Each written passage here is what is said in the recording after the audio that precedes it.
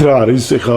ის რომ მე ჩემთვის არ მოუყენებიათ ეს არ ნიშნავს იმას რომ ტენდენცია არ არის ქვეყანაში აი ეს არის ძალიან ცუდი ტენდენცია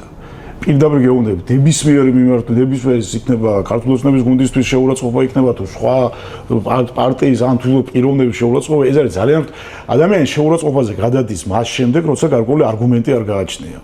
შესაბამისად ეს ჩვენ ამით ძალიან ცუდ მაგალითს ვაძლევთ ჩვენს ახალგაზრდებს და კი ბატონო გეთანხმებით მაგრამ ქართული ოცნების ძალიან ბევრი წევრიც გადარჩენილია ადრე რო არ იქნა ეს კანონი მიღებული თორე დღევანდელი ჩვენი პრეზიდენტი და ქართული ოცნების ბევრი წევრის გინებაც გვინახავს პირდაპირ ეთერში და ნამდვილად გადარჩენილები არიან რომ მაშინ არ მოქმედებდა ეს კანონი მე კიდევ ერთხელ ვაფიქსირებ ეხლა ჩემს პოზიციას რომ ეს არის მიუღებელი ეს არის ძალიან ცუდი ტენდენცია რაც უნდა ჩვენ ამით განსხვავდებით ხო ადამიანები ჰუმანოდი განსხვავდება იმით რომ ლოგიკური აზროვნების საშუალება გააჩნია საუბრით შეგვიძლია რაღაც გავაგებინო და აი იმისთვის როცა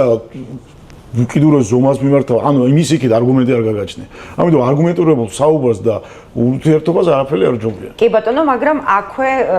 მოვიტან ერთ შედარებას უნდა იყოს აღკვეთილი რა კიდევ ერთხელ გეუბნები აღკვეთილი უნდა იყოს მაგრამ ასე ოპერატიულად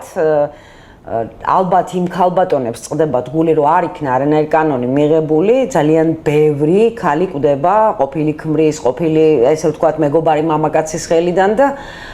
დღემდე ესე ვთქვათ არ მოხდა კანონის გამკაცრება იმასთან დაკავშირებით რომ ასეთ პიროვნებებს საბოლოოდ აეკრძალოთ